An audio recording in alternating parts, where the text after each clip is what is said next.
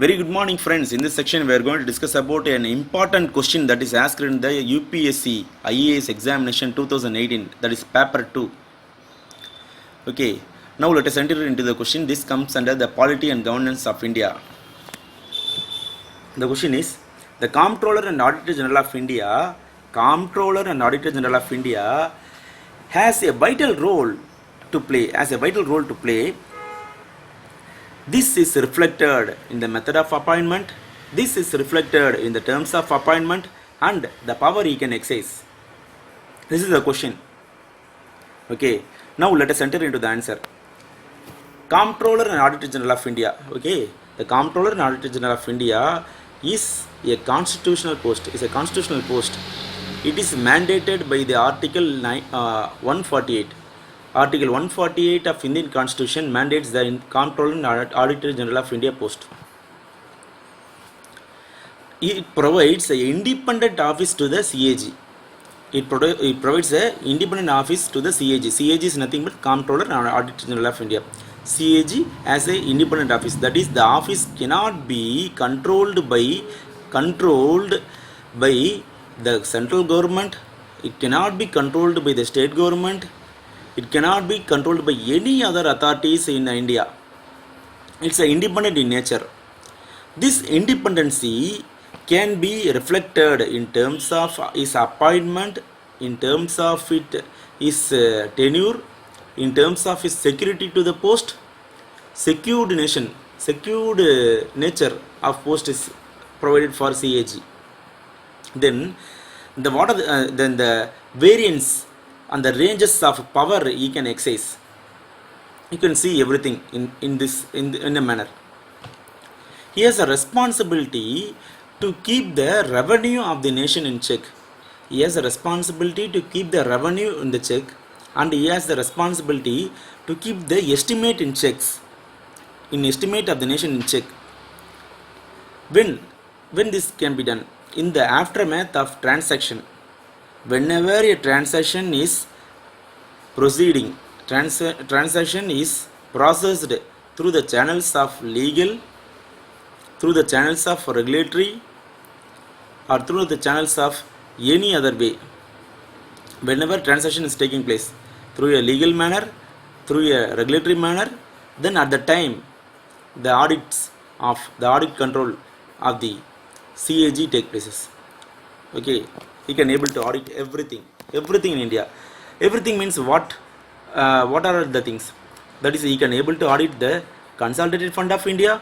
He can able to audit the Contingency Fund of India. He can able to audit the Public Accounts Committee, and he can able to audit the profit and loss of the government, profit and loss accounts of the government of India, and also the states, and also the union territories, which has the legislative assemblies. Okay. Then the mode of appointment. Now let us see the mode of appointment or the method of appointment. The method of appointment, it is the highest rank, it is the highest order of method of appointment is followed in terms of CAG. In CAG, we are appointing through a highest order. That is, what they are telling means, he is appointed by the President of India on recommendation by the Prime Minister of India. The President of India gives his warrant under his hand, and a seal of him. That is, putting a seal and he signs. This is the most highest order of appointment in India. When we compare this mode of appointment with the other officers, you can see that is, in other cases, the president is the appointing authority, and it is not necessary that he is also the final appointing authority. He may be the appointing authority, but this doesn't mean that he is the final appointing authority. So what does it mean? You can see that, for example, the appointment of officers is done by the president, but in general it carries the signature of the secretary of the concerned department. the secretary of the concerned department signs the appointment letter in the name of President of India. That is, in the name of President of India, he signs. But in the case of CAG, the President itself signs. This is the highest order of appointment in India. Then now let us see the terms of appointment. You can see that is in case of a government of a nation, Indian nation, government of nation, that is the central government, the Prime Minister. Prime Minister holds the office for the 5 years. The government holds the office for 5 years. Okay. But in case of CAG, he holds office for the 6 years. He holds office for the 6 years or 65, whichever is earlier. What does it mean? What does that mean? That is nothing but this helps to check the working of the government and the nation during the tenure and after their tenure. That is, in case of the government, it holds office for 5 years.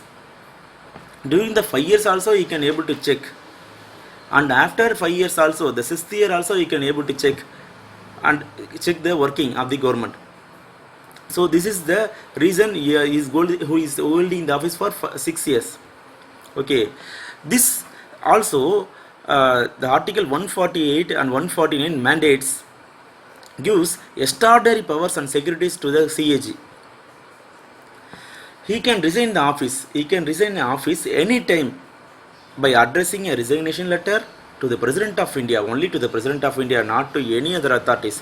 He can address only to the President of India, like that of Chief Election Commissioner of India, like that of Union Public Service Commission Chairman, like that of judges of the Supreme Courts of India, like that of the judges of the High Court of India. This is the most secured way. Okay, this is the most secured way in India. Then the next, we can see the removal of office. Already we have seen the method of the appointment. Then we have seen the terms of the appointment. Now we are going to see the removal of the appointment, removal of the CAG post. CAG. So this is the one of the most critical process, okay, in Indian government. That is absolutely, that is 99%. We can't able to impeach him. We can't able to remove him from his office. This is the constitutional power vested with him. That is on the ground of proved misbehavior only, or on the grounds of proved incapacity in manner. When this is proved only, if his misbehavior is proved or if his incapacity is proved, then at that time only we can able to remove him. On the other times we can't able to remove him. Okay, you have to think this. You have to think this carefully. You have to see this carefully. That is, the Comptroller and Auditor General of India can be removed only by the President, one and only by the President of India, and not by any other authorities. Before removing him, the President has to get the address from both the houses of the Parliament, that is Lok Sabha and the Rajya Sabha. You have to get both the houses of Parliament with the special majority. The special majority, only at the special majority. Okay, two-third of the members of the Parliament, that is in the Lok Sabha and Rajya Sabha, when they accept only, we can able to remove him. This is a special majority. That is equal to 99% or that is approximately 100%. We can't able to remove him from the office. The grounds of proved misbehavior and grounds of proved incapacity, that has to be addressed. Okay, at the same time, a detailed investigation, a detailed inquiry has to be done before the removal.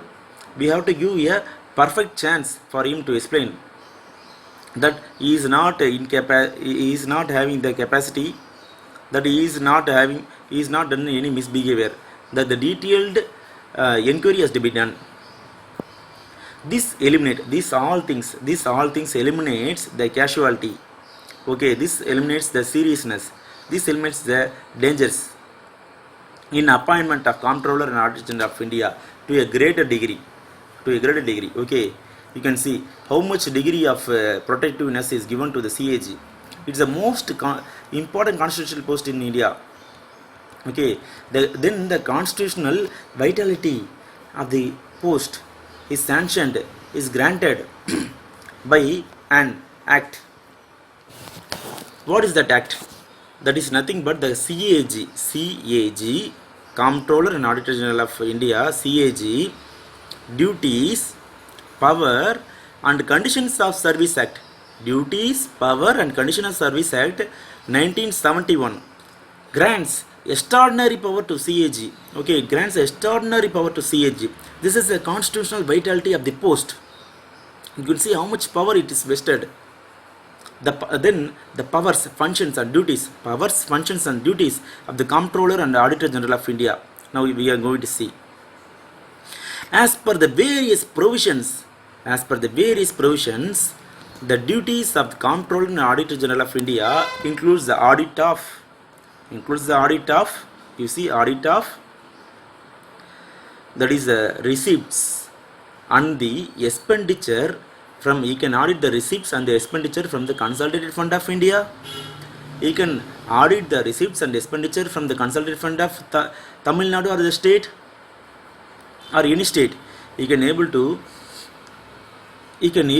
audit the Consolidated Fund of state.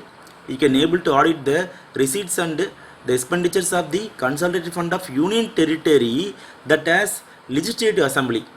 When Union Territory that has a Legislative Assembly, you can able to audit. Okay. Other than that, you can't. Audit of Consolidated Fund of Union Territory having Legislative Assembly is entrusted with the Comptroller and Auditor General of India. Okay, this is the thing. And you can audit all the government companies. You can able to audit. You can able to audit the PSUs, public sector undertakings. You can able to audit the corporations established under law. You can able to audit the corporations established under the authorities. You can able to audit the establishments of government bodies which are substantially financed from the Consolidated Fund of India. Whenever an institution is financed by the Consolidated Fund of India, the audit of those institutions can be done by the Comptroller and Auditor General of India. Then the audit of the grants and the loans given by the central government can be audited. Then the loans given to the bodies or authorities for a specific purpose, for any specific purpose, can be audited by the Comptroller and Auditor General of India. This hold the significance as the nations aspire towards the cooperative. See, the Comptroller and Auditor General of India is a constitutional post which is mandated by the 148 article of the Constitution. Okay, it's a central government post.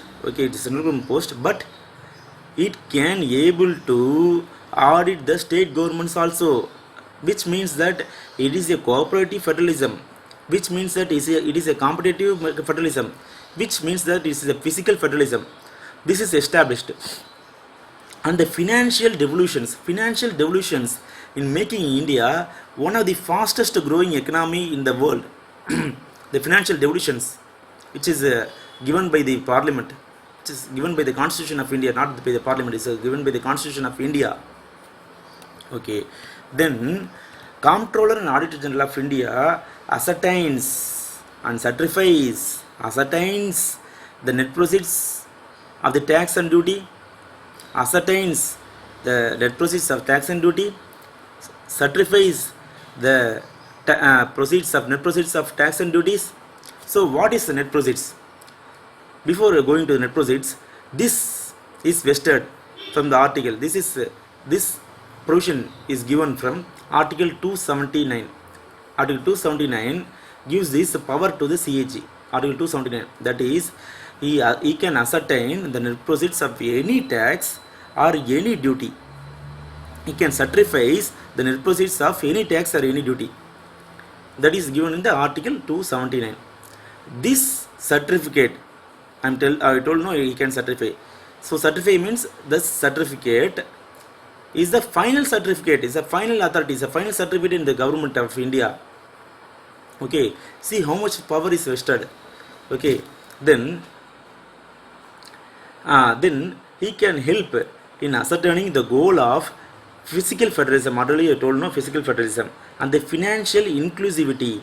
Financial inclusivity means everything, all financial, everything is included, especially in terms when the nation is opening, when the nation is opening its new avenue like GST.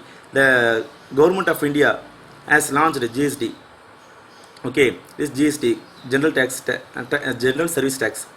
In this time, the nation is opening itself to the new avenue like GST.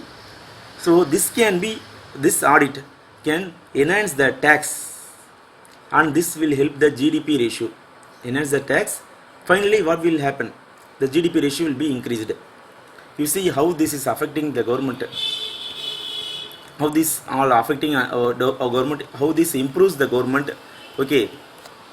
Then the Comptroller and Auditor General of India, CAG act as a guide, CAG act as a philosopher, CAG act as a friend, guide, philosopher, friend to the Public Accounts Committee. Okay, Public Accounts Committee. Then he assists the Public Accounts Committee in the working and the balance, the streamline work of Parliament as per the vision. Then he assists in the working of the Public Accounts Committee and balance the streamline work of the Parliament as per their vision of what? The Constitution of India. Comptroller and Auditor General of India compiles and maintains. He compiles and maintains the accounts of state government. He compiles and maintains the accounts of state government to keep the states and the nation as a whole within the limits of fiscal deficits, with the vision of fiscal consolidation. Okay, the vision of fiscal consolidation, he is ascertaining everything. He compiles the accounts of state government. He maintains the accounts of state government to keep the nation as a whole within the limits of fiscal deficits with the vision of the fiscal consolidation. Then the Comptroller of India submits as 3 audit reports to the President of India. CAG submits 3 reports. What are the reports? The reports are, first is the appropriation account, the audit on the appropriation account, the audit report on the appropriation account first, the audit report on the financial account, finance account, the appropriation account, finance account, and the audit of the public undertaking is submitted to the President of India. Okay, these are the mode of appointment or method of appointment. This tells about the terms of appointment. Then enormous power that is vested with the CAG, which helps the India to grow as a fast growing nation, and we can able to develop into we can able to become a developed nation.